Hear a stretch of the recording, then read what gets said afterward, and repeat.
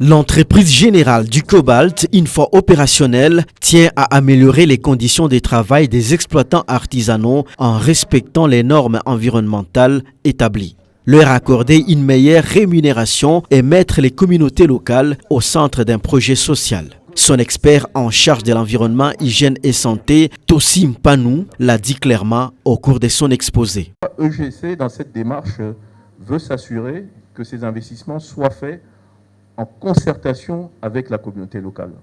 C'est à elle de nous dire, il nous faut un hôpital, il nous faut une école, pour qu'ensemble nous puissions convenir de la manière dont ce fonds social va être géré pour s'assurer qu'il ait un impact local et qu'il ait une véritable valeur ajoutée.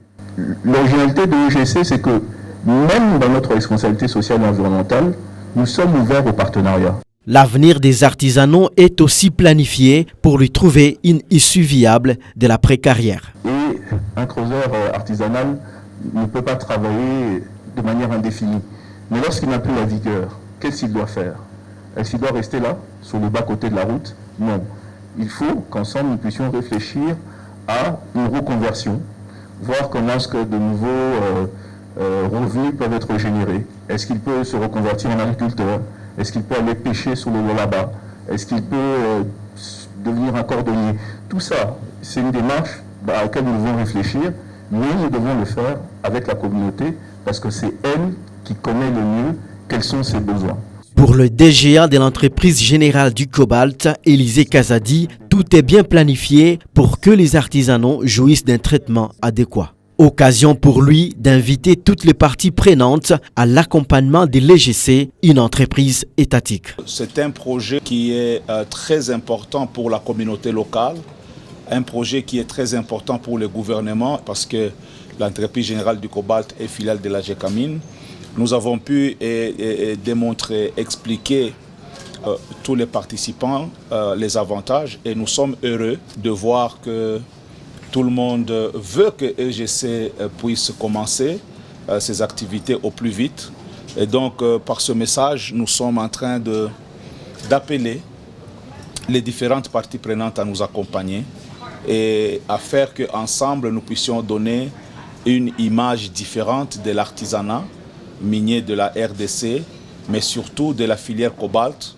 Il est donc important aujourd'hui que la RDC se présente avec toute souveraineté devant la communauté internationale avec ce cobalt-là qui est produit de manière artisanale. Pour que les activités, l'opérationnalisation de EGC qui traîne, parce que c'est le message qui ressort de tous les échanges, c'est que 2 ans après, pourquoi aucun kilo n'est encore acheté?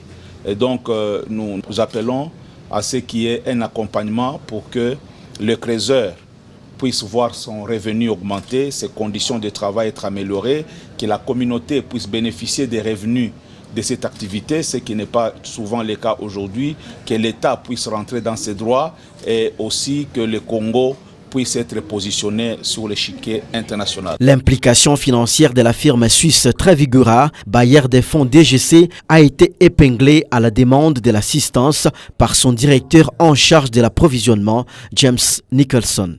Nous n'avons pas encore commencé, mais je vous invite tous à nous juger selon nos performances. Je comprends que vous ayez des questions, mais sachez que nos actions sont parfaitement transparentes. La question qui émerge aujourd'hui, c'est de savoir comment est-ce que Trafigura va faire de l'argent à travers ce processus.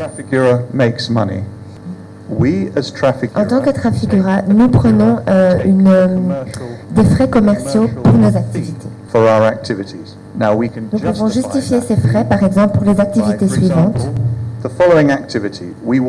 Nous travaillons côte à côte tous les jours avec EGC afin que ce projet devienne réalité. Ce n'est que le début, mais sachez que Trafigura est impliqué à 100% dans ce projet.